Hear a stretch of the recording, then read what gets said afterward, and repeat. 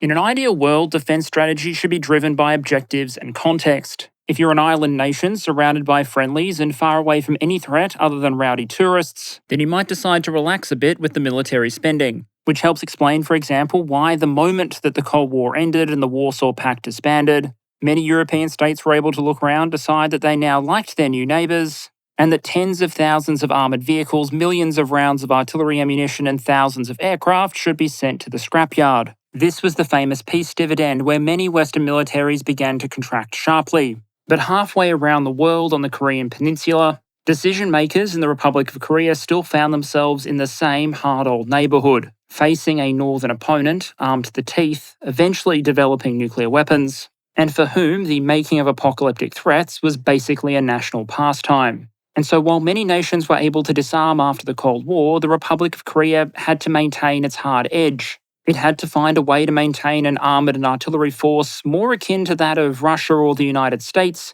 while operating on a budget more similar to that of France or the United Kingdom. It's the strategy of a wealthy nation that has found itself strategically positioned in a region that has become a key growth engine for the world economy, but also one that has had to be constantly ready to face existential threats. In a sense, it's almost a case study in a nation trying to maintain a significant, powerful military force with constrained resources.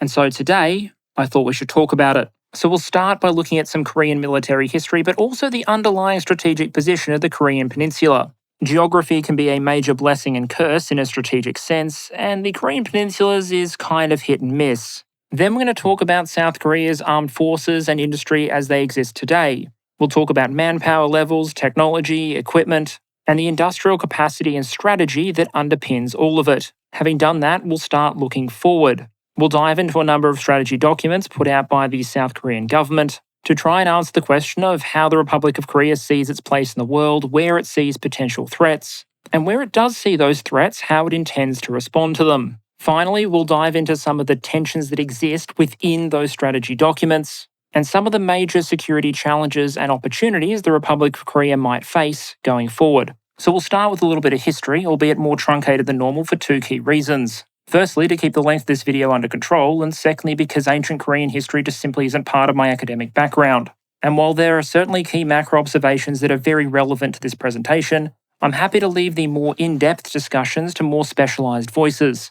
The armies of the historical Korean kingdoms can trace a long and distinguished military history, with perhaps the most well-known example for a Western audience being the repulsion of the Japanese invasions in the 1590s. At that time, Korea faced Japanese armies that were charged with all the experience accumulated during Japan's period of constant warfare. And yet, after 6 years, in no small part due to the efforts of the much outnumbered Korean Navy, as well as a Chinese military intervention, which certainly wouldn't be the last in Korea's history, the Japanese would have to go home defeated. But while famous, those invasions were far from the first or the last external threat that Korea would face. And raids, invasions, and border wars punctuate Korean history.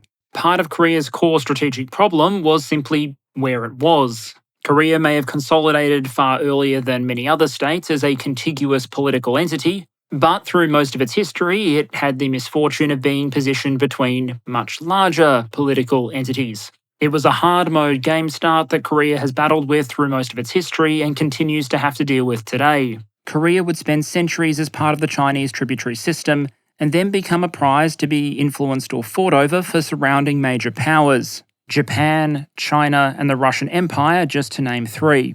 For those more familiar with European history, you can kind of call this Poland syndrome, where the people of a region have a relatively strong cultural linguistic identity, would very much like to be their own thing, but who often found their desires kinetically outvoted by the great powers that surrounded them, and who would rather see those territories dominated or absorbed in whole or in part. The result is that unless you count a short-lived provisional authority in 1945, no Korean living today would be able to remember a time when Korea was unified, independent, and free. The nation had become a protectorate of Japan in 1905 and been formally annexed into the Japanese Empire in 1910. Imperial rule would persist until Japan's defeat in 1945. At which point, the long-suffering people of Korea would be rewarded with almost immediate partition into the Communist North and American-backed South, and within just a few years, a devastating, annihilating war. The initial North Korean invasion captured a majority of South Korean territory,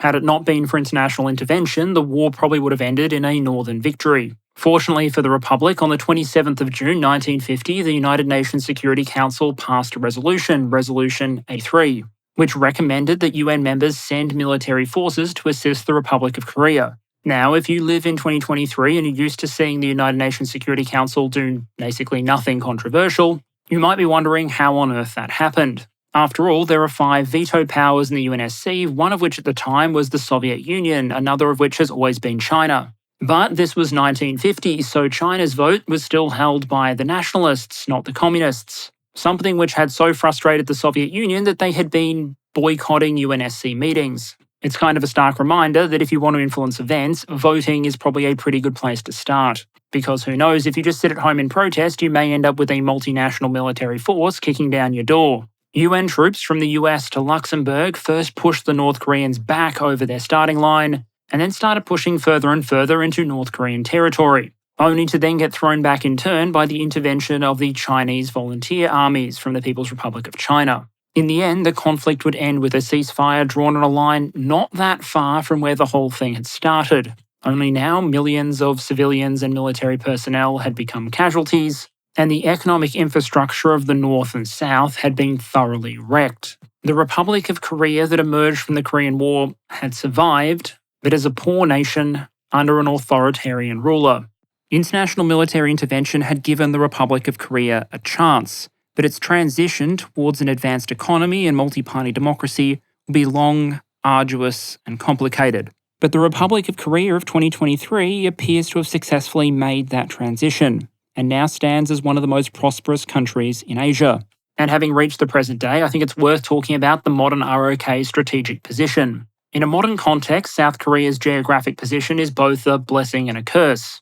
A blessing in that it finds itself proximate to major trading partners and in the heart of the growth engine of the global economy over the last several decades. The Japanese and Chinese economies are just a stone's throw away. The great markets of the United States are an easy boat ride across the Pacific. And in the modern context, some of Korea's old strategic vulnerabilities appear to have melted away for now. Freedom of maritime navigation enables the South Korean economy not just to function, but to prosper. And with Japan's sudden and dramatic geopolitical realignment after the Second World War, the Koreans probably no longer have to fear angry samurai landing at Busan. But that northern border is still a problem. Because to the north, there's the Democratic People's Republic of Korea, or North Korea, an incredibly repressive single-party dictatorship, which despite its extreme poverty and ongoing reliance on international food aid to sustain its population, nonetheless possesses a small nuclear arsenal, a massive array of missile systems, and a military which has, very approximately, an active personnel count of about 5% of the population. To give a sense of scale there, that would be like the US keeping a bit south of 17 million personnel on active duty. Technically, the DPRK and the ROK are still at war with only a ceasefire being in place. And so, theoretically at least, at any given moment, the North might choose to strike again. That threat the DPRK poses is split into multiple interrelated but ultimately distinct components. Firstly, there's the threat of strategic weapons of mass destruction being used. Nuclear weapons, for example, being fired against South Korean urban or industrial centres. Then there's a hybrid threat, including everything from infiltration to cyber warfare. And finally, the threat of a conventional, all-out military confrontation. And if you're trying to imagine what that sort of conflict would look like, well, then here are some characteristics that might set it apart from a conflict like what we're now seeing in Ukraine. Compared to Ukraine, the forces that would be fighting in Korea would be equivalent or larger in several main indicators, including manpower and artillery. And all of that additional firepower would be concentrated along a much, much shorter frontage. Even more so because the challenging terrain of Korea limits the number of routes that realistically you could use to push large forces through. Then you have a huge percentage of the populations of both nations living quite close to the demilitarized zone. And the massive metropolis that is Seoul is only about 50 kilometers from that border. That's 31 miles, I think, in freedom units. If you're the kind of weirdo tourist like me who would rather look at minefields and fences, as opposed to the hundreds of attractions or culturally significant sites in or around the South Korean capital, then a day trip to the border is entirely doable. What that essentially means is that from minute one of any conflict between the Koreas, Millions of people potentially will be in immediate range of long-range conventional MLRS and artillery systems. That means the stakes of allowing opposing artillery or missile systems to fire for any protracted period of time are incredibly high, potentially for the civilian population. That provides a pretty strong incentive to South Korean forces to make sure that they're able to silence or defeat any northern attack as quickly as humanly possible. At the same time, the North has a strong incentive to make sure any war doesn't last particularly long either, because it turns out when your national GDP is smaller than McDonald's annual revenue, sustaining an all-out industrial war for a protracted period is just not going to be possible. South Korean documents talk about North Korea possessing enough war supplies for between 1 to 3 months, after which it would be expected that the entire force would begin to run into very serious problems. Take all of that together and combine it with the fact that both sides have had literally decades to wargame this scenario again and again and again, testing small permutations, adjusting positions, fire plans, and logistical contingencies, that it would be incredibly brutal, front-loaded in terms of firepower, and almost mind-numbingly costly. There are a lot of factors that go into shaping a nation's strategic thinking, but generally speaking, ever-present, enduring existential threats tend to go to the front of the list. And that ever-present nature sets the North Korean threat apart from the security threats that many other nations face. Many other countries will assume that they'll have at least some warning before a neighbour potentially attacks them. You might, for example, see positions being fortified, ammunition stockpiled near the border, troops brought forward to points of forward concentration, and all the other telltale signs, some of which we saw before Russia invaded Ukraine in February 2022. Troops generally don't camp and stockpile their equipment right on the national border. But in the DPRK, they kind of do. A lot of positions and depots are already prepared, a lot of plans are already made, a lot of units are forward positioned, and so it's always possible for the Korean War to flare up again with comparatively little warning, which means the South in turn needs to be able to respond with little or no warning, which in and of itself imposes a massive tax on any military. Maintaining readiness is difficult, maintaining constant readiness is crushing. But there's a second element of South Korea's strategic position that also makes it vulnerable in a completely different way. And if you watched my video on Japan's defense strategy, this is probably going to sound familiar. The Republic of Korea is a trade-based economy with a strong manufacturing sector, but it is fiercely poor in certain critical inputs, including energy resources. The Korean Peninsula is naturally rich in a number of resources, ranging from coal and gold to some of the world's largest reserves of magnesite. The problem, however, is that a lot of them are in the north. North Korea isn't particularly keen on sharing, and so imports have to make up the difference. According to the ROK government, in 2021, the country imported almost 95% of its energy and natural resource consumption. It spent about $136 billion doing so, equivalent to about 22% of the country's overall imports. Those imports in turn are often geographically concentrated. 59% of all Korean oil imports, for example, come from the Middle East. That means the ROK is incredibly vulnerable to disruptions in international shipping, energy imports, or just energy markets in general. Were freedom of navigation to break down or trade to South Korea become interdicted, the fuse would be lit on an economic and humanitarian disaster, which would mean that the ROK's security situation is going to depend not just on its land and air forces, but also its naval capabilities and its abilities to influence or project power abroad. And having understood some of that basic strategic challenge, now is probably a good time to look at the Republic of Korea's armed forces themselves and ask, against this myriad of potential security threats, what sort of assets does Seoul have at its disposal? In some ways, despite its modernity and technological sophistication, the Republic of Korea's military has a lot in common with some Cold War forces. In no small part, that's because it didn't see the same sort of radical downsizing post-1991 that other forces did. Defense spending as a percentage of GDP did fall from 1980 to the present day, but it was more than compensated for by the growth in the economy and never dropped below 2%, which is NATO's internal target. To give an idea of the impact of economic growth on Korean defense spending, in 1980 they were spending about $4 billion per annum, and now over the next 5 years the figure is closer to $270 billion. Inflation is a thing, but not that much of a thing. In short, the South Koreans seem to have at least partly missed the memo on the whole post-Cold War disarmament thing. It's kind of like sticking with a trend after it goes out of fashion, only to find it comes back into fashion decades later. You're the South Koreans, the Cold War is over, and you watch everyone go and decide to do counterinsurgency for a couple of decades. For years, everyone looks down their nose at your ammunition bunkers while they figure out a way to make everything air mobile and IED resistant. Then suddenly that phase is over, mass and firepower are back in fashion, and everyone is suddenly very, very interested in all that ammo and artillery that you've been hoarding. The other factor you need to account for when talking about the South Korean military budget is, as always, purchasing power parity. How much bang do they get for their buck? We've talked about this before in terms of explaining why China, Russia, and countries like that can afford what they can afford given their limited budgets, at least in US dollar terms.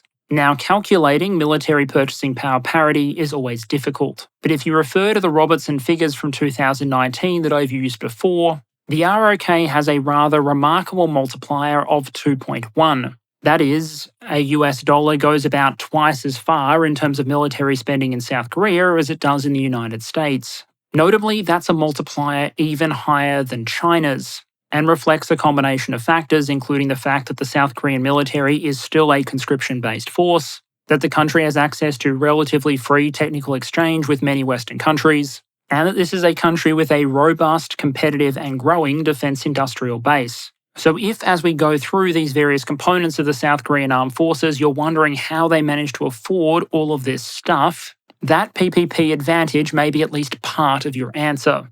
As you might imagine, given their next-door neighbour, the army is the largest component of the Republic of Korea's armed forces, and is one built with an awful lot of mass, metal, and firepower. At any given time, the army is reported to have about 420,000 active personnel, making it perhaps 10% smaller than the US Army.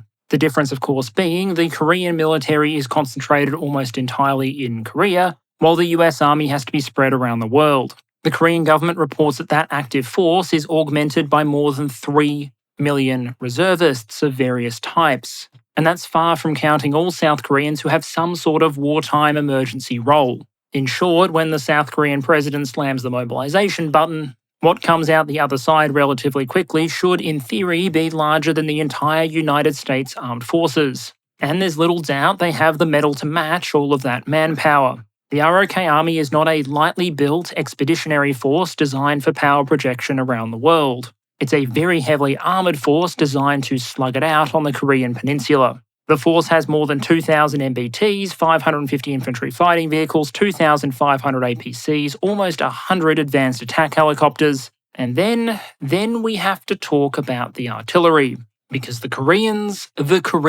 really like artillery. On paper, the South Korean army has more howitzers and self-propelled guns than the US Army. The paper strength in 2022 listed more than 2,300 self-propelled guns, almost all 155mm pieces, a majority of which were the modern indigenously built Korean K9, with the remainder being American M109A2s. Those were supported by 3,500 towed artillery pieces, evenly split between 105 and 155mm pieces, approximately 300 MLRS systems, a majority of which are the modern K239s, approximately 6,000 mortars of various calibers, and a variety of guns kept in reserve for a rainy day. Just in case you lost the first 12,000 artillery pieces. And that's all excluding the South Korean Marines, who expect to roll off a boat with 80 155mm self-propelled guns and 140 towed guns supported by 18 MLRS systems, meaning that South Korea's idea of a lightly equipped amphibious rapid response force is something with more howitzer firepower than the French army. In terms of force design, this is what happens when someone asks how much artillery you want in the force structure, and the answer is don't stop getting more until the opponent asks why the rain in Korea appears to always be made of submunitions. The Republic of Korea is also one of the very few nations around the world with a ground-launched cruise missile. In its various iterations, the Hyunmoo has a lot in common with the American Tomahawk, with an approximately 500kg warhead and a range that is more than sufficient to service any target in North Korea, and more than a few outside it. To improve commonality across the force, there's also a version of this missile designed for launch from warships, from submarines, and also an air-launched version. Ground-launched cruise missiles are experiencing a little bit of a mini renaissance at the moment, with the US implementing their own systems. and the war in Ukraine demonstrating that it might be a good idea to diversify your long-range fires just in case aircraft aren't available to do it all for you. Speaking of aircraft, the Republic of Korea Air Force is much smaller in terms of manpower count, as you'd expect,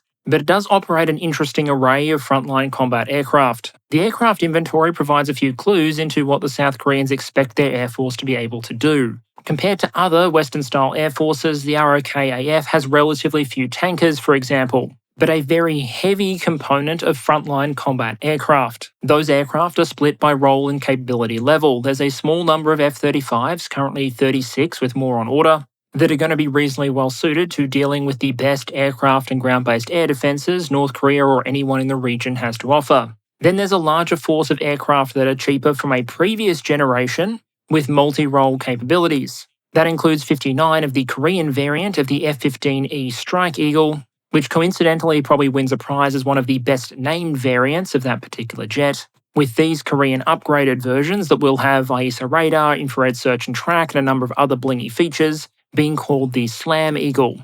Older single-engine F-16s and F-5s make up a majority of the force by airframe count. The role of F-16 in Korea is the same as the role of F-16 in many other countries, to be a relatively cheap, relatively affordable multi-role platform that, in a Korean context, is perfectly capable of dropping bombs on things from day 2 onwards after the North Korean Air Force has been deleted from existence. In the future, I have to imagine that Korea's own indigenously designed FA-50 light fighter is probably going to serve the same role as the F-16 once did, much as the FA-50 is planned to do in Poland. Overall, the design of the Korean Air Force demonstrates a desire to mix quantity and quality.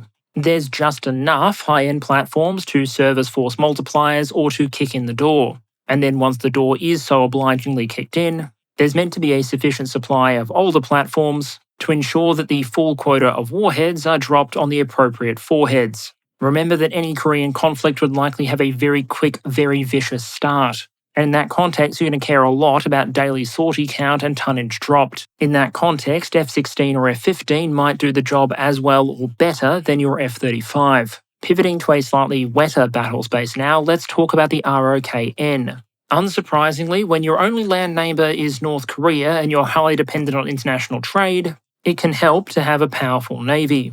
Including Marines, the Republic of Korea Navy has about 70,000 active duty personnel, and a significant complement of combat ships, many of which are capable of blue water operations. On paper, the ROKN is listed as having 19 diesel-electric submarines, 26 principal surface combatants, 78 patrol and coastal combatants, and 6 principal amphibious ships. In terms of defining features, this is an organisation which is designed for interoperability with allied forces. The Aegis combat system is a relatively common feature on South Korean warships, and for some reason they seem to put a lot of focus on practicing ballistic missile defense with their allies. Perhaps understandable when your nearest neighbor's preferred national pastimes include issuing apocalyptic threats and testing ballistic missiles. There are some older vessels in the South Korean fleet, but the cutting edge is, well, pretty cutting edge. The Sejong the Great class, for example, packs an awful lot of punch for a destroyer. With 128 VLS cells, so vertical launch systems for missiles, a mixture of American Mark 41s and Korean-type VLS systems, 16 long-range anti-ship missiles, and a suite of advanced sensor systems, this ship is so heavily armed that you'll see commentators sometimes describe it as a cruiser. South Koreans call it a destroyer, whereas I have to conclude that if it ever went into service with the German Navy, it would be classed as a frigate, like any other modern German warship with firepower short of a planet-destroying superlaser. Meanwhile, the most recent South Korean submarines are the Korean variant of the German Type 214. These boats have had some teething trouble, but on paper they're small, extremely quiet, and fitted with an advanced air-independent propulsion system. They obviously don't have anywhere near the range and endurance of America's nuclear-powered Leviathans. But if South Korea's submarines are doing any fighting, it's probably going to be pretty close to South Korea, and so a smaller, cheaper design optimised for local waters probably makes a lot more sense for them. A final word needs to be spared here for South Korea's Marine Corps. As in many countries, South Korea's Marines serve as a rapid reaction and amphibious capable force. That means they tend to be lighter than army forces. The British Royal Marines, for example, have no heavy armour. The American USMC has just divested their M1 tanks. Indeed, the current fashion of the day in many countries seems to be to make Marines lighter and more deployable. But this is Korea, and they set their own trends, so the Korean Marines have recently upgraded their main battle tanks and operate with a significant allotment of self-propelled guns. The compromise, if you can call it that, is that they have significantly fewer of them than the army. But fewer still means they have about as many main battle tanks per active personnel as the French regular ground army, so there you go. The overall characterization of the existing ROK military, therefore, is probably that of a modern Western-style force on one hand, but one which still places a very heavy premium on mass and firepower, maintaining personnel counts with compulsory service on one hand, and ensuring a lavish allocation of heavy weapon systems on the other. Of course, as the war in Ukraine has painfully reminded many countries, you can't just manufacture large quantities of heavy military equipment at the drop of a hat and without the appropriate economic infrastructure. Your GDP can be as high as you want, but your industrial base also matters. The finance bros and bankers of London may generate heaps of GDP, but draft several thousand of them and put them in some warehouses surrounded by metal, tools and equipment and tell them to start building tanks, and you're not going to get a new armoured vehicle, you're going to get a reality TV show. Industry, in the end, can have significant impacts on capability. And so, as this channel often does, let's now look at the Korean economy and the way it interacts with the country's strategic and military requirements. South Korea's economic rise remains one of the great Asian economic success stories. At the time of the Korean War, North Korea was the more populous, more economically advanced of the two states. But over time, that relationship would invert in dramatic fashion. In 1961, the GDP per capita in the Republic of Korea was $91, 1/34th of what it was in the United States at the time. Then, over the course of the next 20 years, that figure multiplied 20 times over to $1,883. That closed the gap with the United States to 7 times. By 1991, the gap was 3 times, and as of 2021, it was very roughly 2 to 1 in nominal terms, and significantly less when purchasing power parity was taken into account. Compared to many other wealthy economies, South Korea's remained relatively manufacturing and industry rich. Although it's fair to say the economy faced and still faces a number of dramatic headwinds, not least of which are the immense demographic challenges brought on by the fact that the fertility rate in South Korea is even lower than that of Japan and China at 0.84 births per woman. That makes the Republic of Korea one of the most rapidly aging populations on planet Earth. But the worst effects of that potential crisis are still in the future, and for the moment at least, the economy remains robust and growing. In talking about the South Korean economy, it's impossible to gloss over the chaebol, the massive mega corporations that so dominate much of it. These are usually firms with massive international recognition: Hyundai, Samsung, LG, Hanwha, and each in turn tends to control a massive network of holdings, and is often active in multiple industries at once. To get a sense of scale here, in 2019 it was reported that Samsung's revenues were equal to about 17% of the Republic of Korea's GDP. And these mammoth firms that drive so much of the South Korean economy also drive its defense industrial sector. Whereas in a country like the United States, you might have a few large defense prime contractors that dominate the defense industrial space, in South Korea, you could almost say the economy as a whole has prime contractors. And whatever it is you want to build, whether it's a smartphone or a warship, one of the chaebol will probably be able to do it for you. That sort of industrial muscle is important, because if you look at South Korea's strategy documents, they put the need for a global and connected defense industrial base in their list of national priorities. They want their indigenous industry to be able to build a significant share of what the country needs, and they want those products, critically, to be good enough and cheap enough that they're attractive to the international market.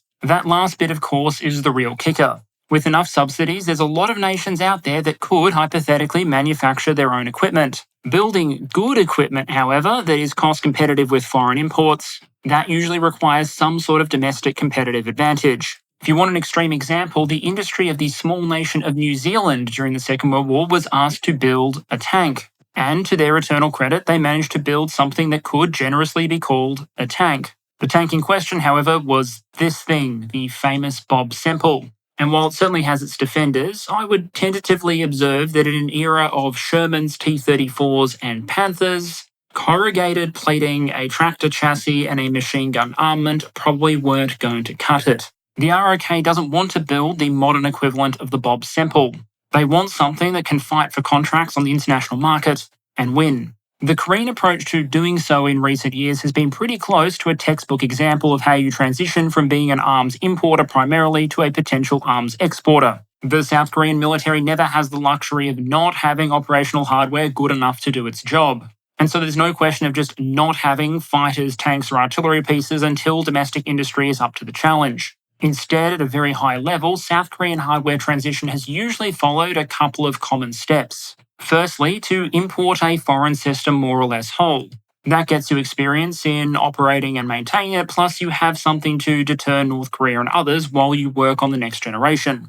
It's much easier to deter someone with an active warplane than it is for a concept or a factory that might build warplanes in 15 years. Then you'll often see a Korean version of that imported equipment with some share of South Korean-built components. The Slam Eagles that we talked about earlier come to mind. That's an American design, an F-15E, adapted for Korean requirements with a significant number of Korean components. The next step is to move over to an indigenously designed vehicle. But even that is probably not going to be anywhere near 100% Korean-made when it first enters service. The first batch of K2 main battle tanks, for example, had both German engines and German transmissions. Those are components that can be hard to get right. Germany is a world leader, so it made sense if you could build 80+% of the tank to just buy in German components for those that you were still working on.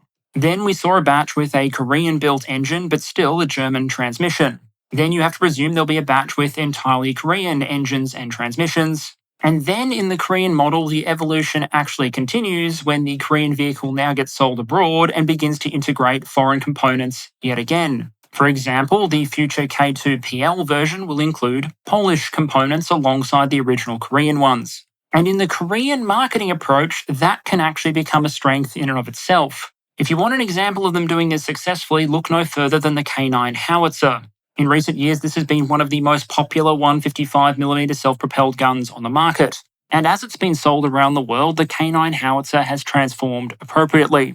When sold to Norway, for example, the ordinary K9A1 became the K9 Vidar, versatile indirect artillery system. The Norwegians loved the base system, but they asked for a number of changes to be made. Two of the biggest changes were the integration of a radio and communication suite more suitable for NATO operations, and the inclusion of Norway's own Odin fire support system. The K9 then metaphorically looked at the Odin system and added its technological distinctiveness to its own. Now there was a version of the K9 more suitable for NATO operations. So of course, Hanwha immediately turned around to other buyers like Australia and said, hey, would you like to buy this self-propelled howitzer with this really cool Norwegian Odin system? While also involving the Norwegian company Kongsberg in upgrading K9s for Norway, Finland and Estonia. With each sale and technological adaptation, it seems like the door to another potential sale is opened. This is not to say the South Koreans have discovered some kind of cheat code for successful defense exports. This sort of strategy has clearly worked for them, increasing defense exports from a little under $3 billion in 2020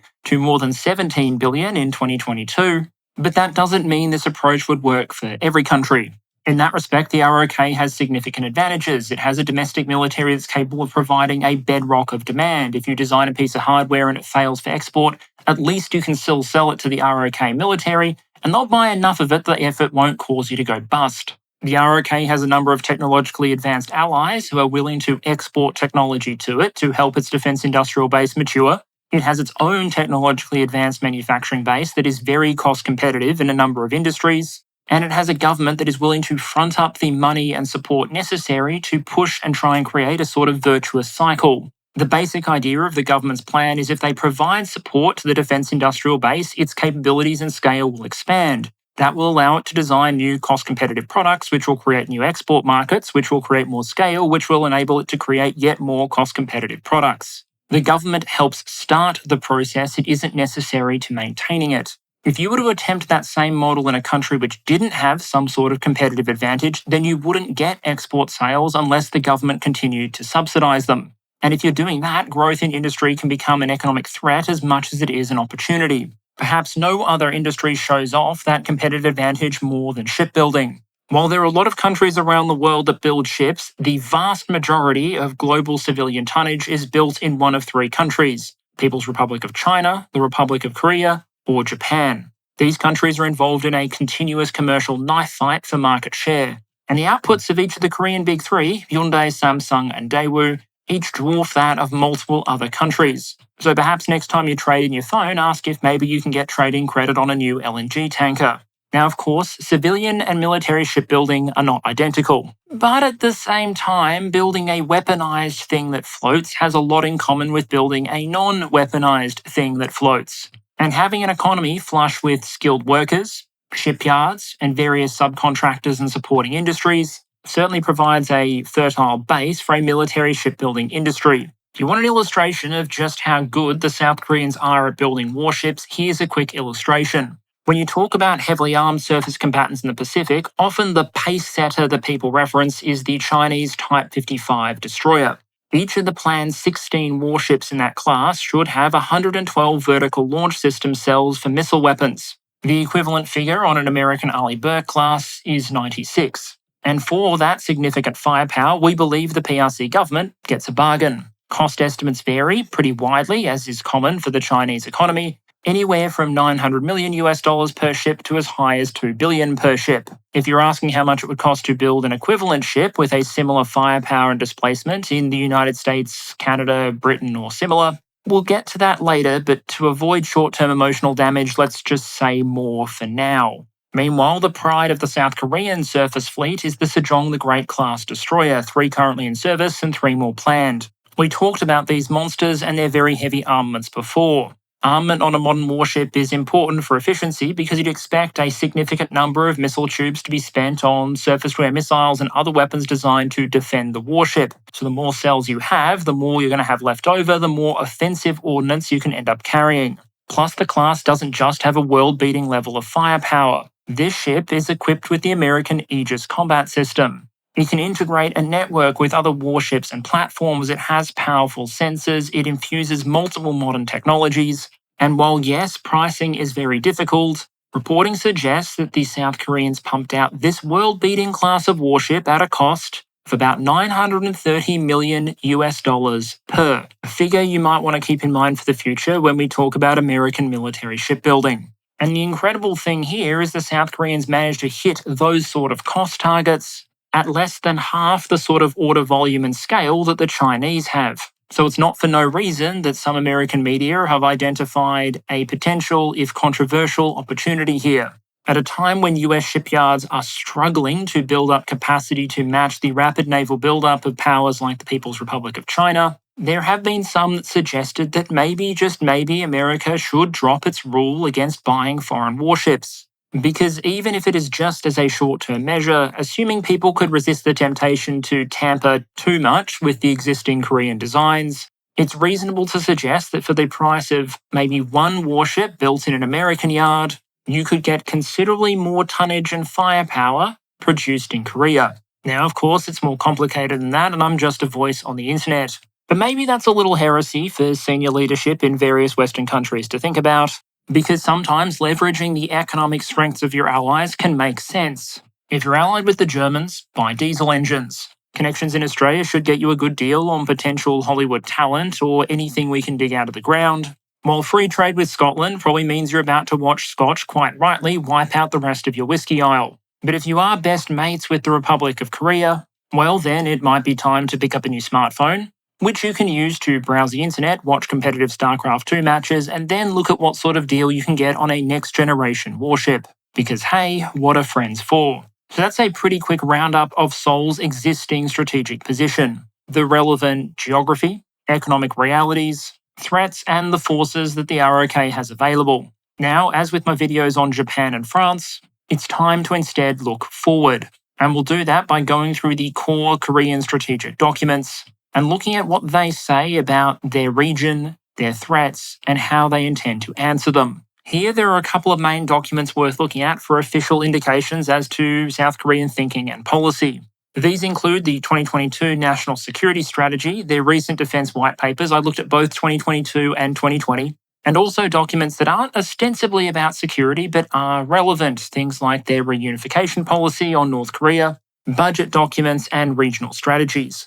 Out of all of these, the one that we'll be looking at the closest is the National Security Strategy. The document opens, as you might expect, with a scan of the global security environment. A lot of strategic documents around the world will do the same, because ultimately your environment helps drive both your threats and opportunities, and it's threats and opportunities that drive your responses and requirements. If your threat assessment, for example, reveals that there is an asteroid headed towards Earth which may wipe out all of human civilization, well, then your strategy is probably going to call for investment in space technologies, not anti-submarine warfare. The main features that South Korea identifies of the global security environment have a lot in common with what we saw in the French and Japanese documents. They see an environment defined by increasing US-China competition, which, to steal a phrase from the document, is increasing the fluidity of the international order.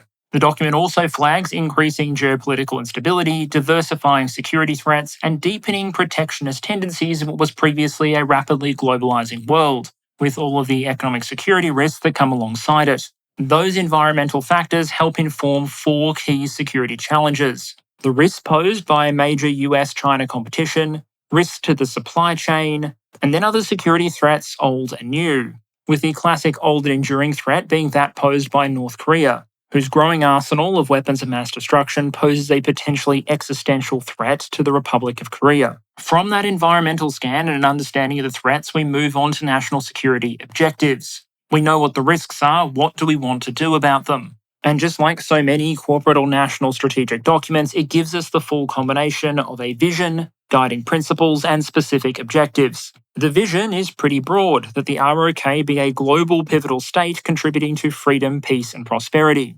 Basically, that the ROK be seen as a significant actor, that they have a seat at the table of global geopolitics, and that whenever they speak or act, that they're on the right side, supporting the hopefully uncontroversial goals of global freedom, peace, and prosperity.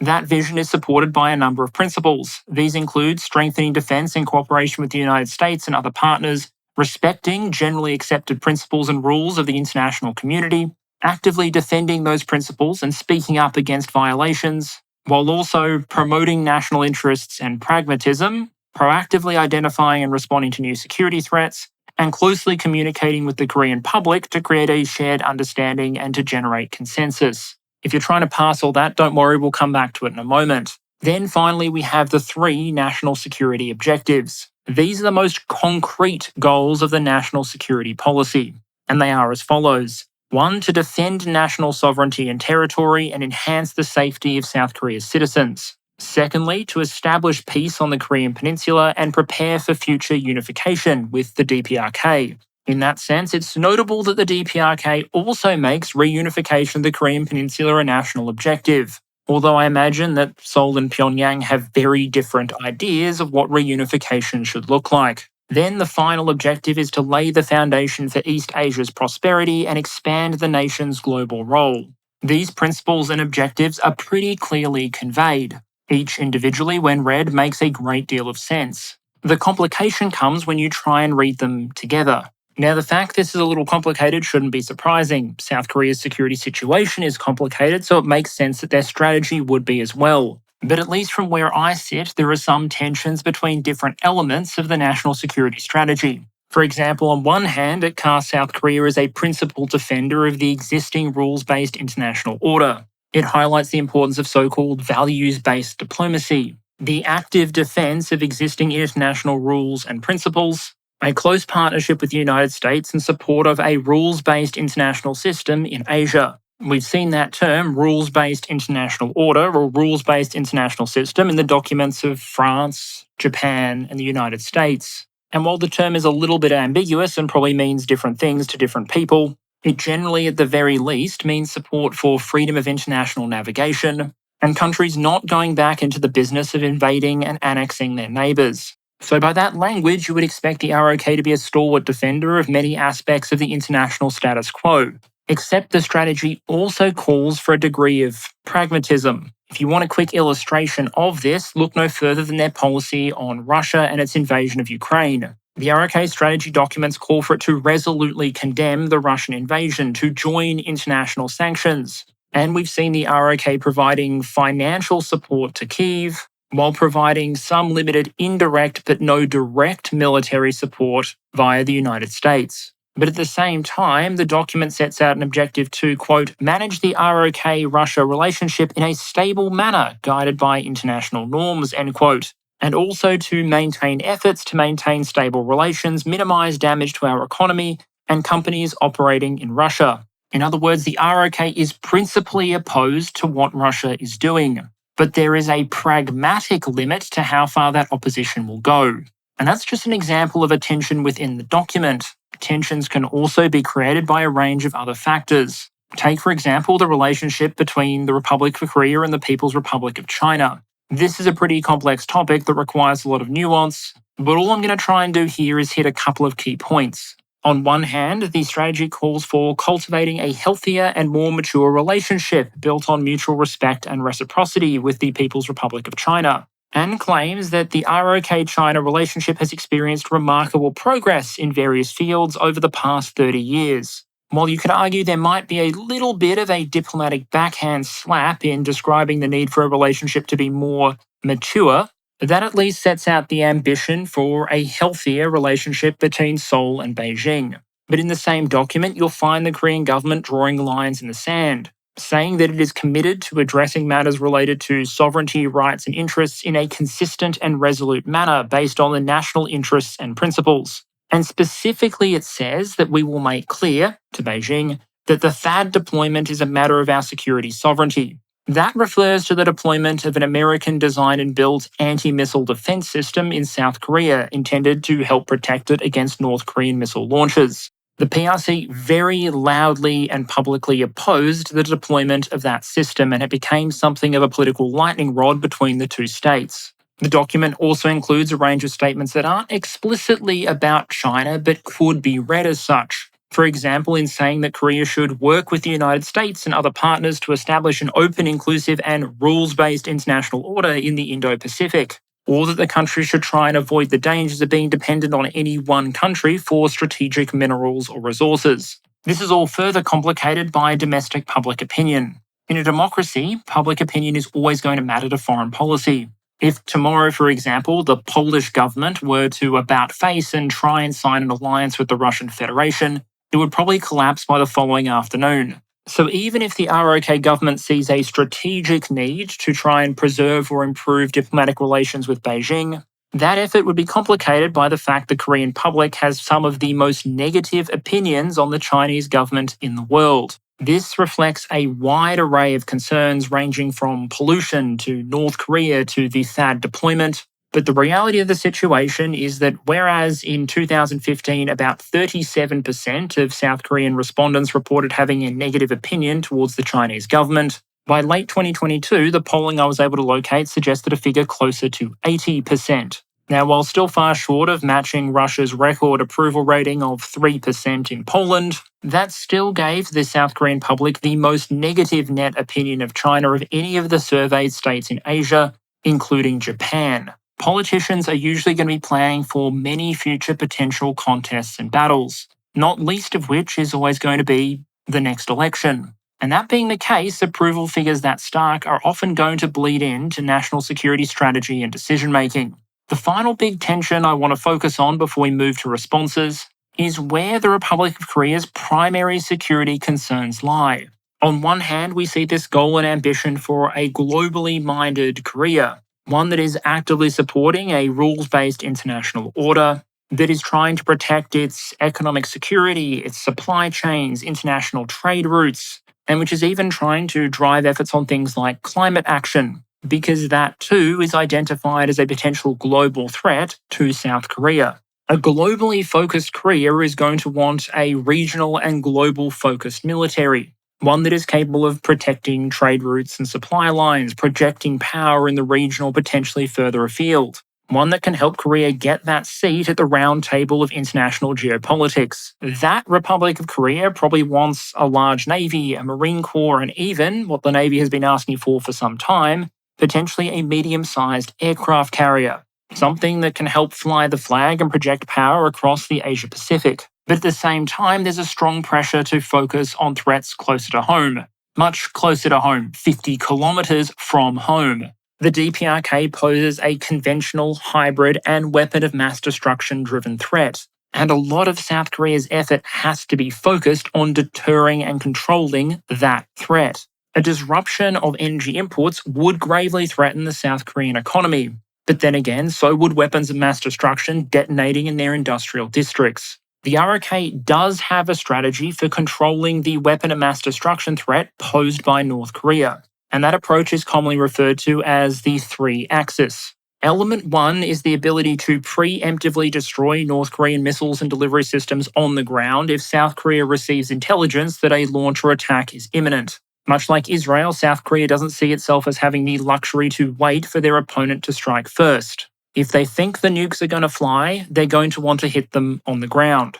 Element 2 is the ability to shoot down any missiles that aren't destroyed on the ground before they hit their targets, so extensive missile defense infrastructure. And the third element is punishment and retaliation, the ability to inflict, quote, punitive measures, end quote, with a strategic strike force. This is often taken to include the destruction of senior North Korean leaders, again as an element of deterrence. The ROK stresses that they want the North to believe that, quote, the consequences of provocation outweigh any perceived benefits, end quote. And if you're trying to impose consequences on a leadership that might not care about the lives of their population, threatening the personal safety and well-being of those leaders might be perceived as one of the only viable options. The key takeaway, however, is that this is a very different sort of threat and objective. And so South Korean defense planning has to deal both with threats very close to home on the Korean peninsula, along with goals that are far more regional or even global in nature. Which brings us to the question of how the ROK intends to thread this particular needle. How do you answer that wide variety of security threats? How do you achieve all of those objectives? And how do you do it within the limits of the resources that the state has available to it? The answer to that question is, I don't know, but we can talk about what South Korean strategy says on the matter, beginning with diplomatic and cultural measures before we talk about plans for the ROK military itself. Absolutely central to the ROK's defense strategy is the alliance with the United States. The alliance usually gets its own chapter in the defense white paper. Strengthening relationships with the United States is usually a top diplomatic goal. And the alliance is both closer and more essential than many of America's others. Consider by contrast the US alliance with Great Britain. As an alliance, you can argue it makes a degree of sense that both nations tend to be aligned on values, geopolitical interests, and of course the shared cultural elements that come from speaking the same language, for example. And so a partnership there makes sense, at least until the UK decides to one day embrace Russian logic, which would suggest that all English speakers in America should rightfully come under the rule of Great Britain, in much the same way that all Russian-speaking Ukrainians should be ruled from Moscow. But if you're really pragmatic about it, if tomorrow the UK and the US were separated from all alliance structures, maybe the UK leaves NATO, leaves any other alliances, and the two are separate, in the end, they'd both probably be fine. The US would lose access to things like intelligence sharing and the support of some British military units if things ever went hot, and the UK likewise would lose American military protection, but the UK would retain its own independent nuclear arsenal and the giant moat that has mostly kept the nation safe through much of its history. The ROK-US alliance, I would argue, operates on a greater level of strategic significance. From the US point of view, in the event of any major flare-up in the region that involved both countries, a strong majority of troops and heavy ground equipment engaged would probably be South Korean, not American, if a conflict broke out on the Korean Peninsula, for example. The US relies on Korean bases to forward position into the region, and the ROK is central to US strategy on the DPRK and PRC. At any given time, there are usually north of 28,000 Americans based in the ROK, plus apparently one who has decided to station himself in North Korea, apparently because he was in trouble with the MPs. Now, to me, that makes about as much sense as trying to get out of a parking ticket by setting your car on fire and then living a permanent hermit's existence in the Chernobyl exclusion zone. But perhaps it's just an unfortunate reality that every military on the planet has at least a couple of blokes who really struggle with long-term decision-making. But that shouldn't distract from the fact that American forces are constantly stationed in Korea, training alongside their Korean equivalents. The countries even routinely practice the process of transitioning to a wartime system of operational control. They practice what it would mean to fight as a unit.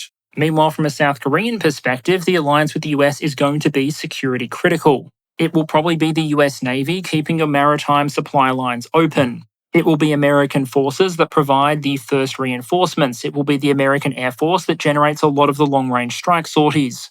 And when it comes to the topic of nuclear deterrence, America is probably the main reason South Korea has not yet developed its own nuclear weapons. Through documents like the Washington Declaration, the ROK has established that it's relying on America to provide extended deterrence against North Korean nuclear attack. It means there is an expectation the US would use the full range of its military capabilities, including its nuclear ones, in order to deter or retaliate against a North Korean nuclear attack. The two sides practice and simulate nuclear contingencies. American ballistic missile submarines have begun visibly rotating through South Korean ports, and in general, the US has done basically all it can to encourage the trust South Korea places in this extended deterrence. The reasons here are probably obvious. Firstly, if North Korea doesn't believe in America's intention to provide extended deterrence, then it will not be deterred. And were Seoul ever to believe that Pyongyang didn't trust American extended deterrence, it would be immensely pressured to obtain its own nuclear weapons. Like Japan, the ROK is a state with a technologically advanced economy and a number of nuclear reactors. If they chose to build bombs, they would probably be capable of doing so relatively quickly. And so American guarantees are probably one of the main things stopping further nuclear proliferation on the Korean peninsula. The other main potential regional ally for the Republic of Korea is Japan. But here again, as with public opinion on China, things are complicated. On one hand, it is hard to generate a more hypothetically perfect pair of security partners. The ROK and Japan share potential threats and enemies, potential regional interests. They're both supporters of the existing international order. Both have every interest in the stability of the global economy, freedom of navigation, etc. They are major trading partners. They are geographically proximate. And so you might think that a close alliance between these two countries would be the most obvious strategic move possible. But while the two countries have resumed their bilateral security dialogues, and while you do see diplomatic initiatives here, the elephant in the room is history, which, along with public opinion, keeps a thin layer of frost on the two countries' bilateral relationship. Now, to be fair, history is full of examples of former enemies who've gone on to be close allies. The British and the French come to mind, as do the Germans and the Poles, or the Germans and the French, or the Germans and the Danes. You get the picture. But as of 2023 at least, this is a relationship that has a long way to go. But for the moment, the way the Koreans and the Japanese seem to have made this work is by putting America in the middle. The Korean national security strategy doesn't have a chapter on relations with Japan. It has a chapter on enhancing ROK-US-Japan cooperation. If you look at photos of naval ballistic missile defense exercises between the ROK and Japan, well, they were actually ROK-US-Japan exercises, and in all the photos I was able to find, the American vessel was sailing in the middle. By each individually practicing to work with the United States, Japan and Korea indirectly practice working with each other. And with the Americans acting as a kind of glue in the middle, the nations involved seem to find a way to make this strategically critical partnership work. Whilst not really the focus of this presentation, I also wanted to spare a quick word for South Korean soft power efforts. While the alliances with the United States in partnership with Japan clearly have military dimensions, the ROK is engaged in soft power diplomacy, economic development efforts, and dialogue around the world. It engages actively across Asia with the European Union and other powers around the world. And if you're looking for insanely successful examples of cultural soft power efforts, look no further than the global spread of K-pop or Korean dramas. The South Korean army may not be designed for power projection overseas, but you could argue that groups like BTS have led campaigns of global conquest that put even the greatest warlords in history to shame. Soft power is very real, and the Republic of Korea has it in spades. But ultimately, this is a defense economics channel, and we have to talk about hard power. After all, if the worst should happen and war ever breaks out on the Korean peninsula, it probably won't be legions of international BTS fans stopping the North Korean tanks or firing counter-battery missions. And so South Korea's strategy calls for the continuous improvement of its military capabilities and the development of what the strategy calls a powerful and technologically advanced military. Against the backdrop of demographic challenges, which means it's more likely the ROK military is going to shrink rather than grow over time, there's a lot of emphasis on South Korean strategy to generate new capability through the development and deployment of technology. In keeping with that, the strategy sets out 5 priority tasks, identifies key technologies for investment, and suggests process improvements to help make sure they're actually fielded. The Koreans set themselves a number of specific interesting yardsticks in this regard. They want to introduce and then scale up AI-based manned-unmanned teaming in each of the services. They want to develop new counter-UAS systems to deal with North Korean drones, and build up the operational systems and capabilities to achieve dominance in multiple domains, including the cyber, space, and EM domains. And to make sure technologies actually end up in service rather than bouncing around in PowerPoint format, the strategy called for a new rapid acquisition system procurement, cutting fielding time down from an average 10 years to 3 to 5. Now, that is still a far cry from Ukraine's seeming ability to field a new system every couple of weeks, but it is also a significant improvement over the current status quo. Another interesting tidbit here is that the document refers to potential changes in South Korean laws to enable offensive military cyber actions during critical situations, which, if it becomes reality, would give South Korean cyber warriors a legal framework to unleash their presumably unchallenged micro and APM on the enemies of the state. In terms of the top 10 technologies the strategy identifies for development, it mostly reads like a what's what of upcoming disruptive technologies. Artificial intelligence and quantum computing top the list, followed by space technologies, directed energy, high-tech materials, cyber warfare, manned-unmanned teaming, sensors, electromagnetic warfare, and improved propellants. Most of those are entirely in common with the documents from other nations we've already looked at on the channel. And while the list is missing some items you might see elsewhere, like hypersonics, that doesn't actually mean the South Koreans aren't developing them. In the case of hypersonics, for example, Hanwha has unveiled a model for a hypersonic cruise missile, and the weapon is reportedly targeting an entry into service date of the mid-2020s. Overall, it should be expected that the South Koreans will try and leverage technology at every turn to continue to try and offset any advantage that countries like North Korea might have in terms of total mass. And the presence of that North Korean threat probably also explains the final entry on the priority technology list, one you're not likely to see in every nation's security strategy, namely technologies intended to help the country respond to WMD threats. The investments and reforms in the strategy and white paper often fall into one of two categories, as we've discussed before. Firstly, there are those investments intended to help deter and manage the threat posed by the DPRK. And that means taking a military that is already on a hair trigger for a high-intensity war with a neighbour and making it even more lethal, more aware, and more responsive. Recent or planned changes referred to have included things like establishing a strategic command to integrate precision missiles, space, cyber, electromagnetic, and other capabilities under one roof. That means if a decision is made to strike, there's going to be a full suite of options available. When you only have a hammer, every problem is likely to look like a nail. So giving a decision maker as many options as possible on tap is probably going to be a good thing, where your response to any given strategic escalation was going to be either nothing or the nuclear annihilation of every human population center east of the Fulda Gap. In the case of the South Koreans, the enhanced toolkit is meant to mean enhanced ISR capabilities, in no small part to better observe and track North Korean missile and other military threats, and long-range strike options, including air, ground, and sea-launched cruise and ballistic missiles, to ensure that where targets, especially time-sensitive targets, are located, there is a weapon available to service them. And alongside those investments in new equipment and technology, will be ongoing investments in training, practicing, and honing cooperation with United States and other allied forces. History tells us that cooperation between allied forces should not be taken as a given. It's in fact a very difficult thing. No military thinks or acts the same way. And if you don't practice that integration, at best you end up with a less efficient overall force, and at worst you might see things like friendly fire incidents, so-called blue on blue.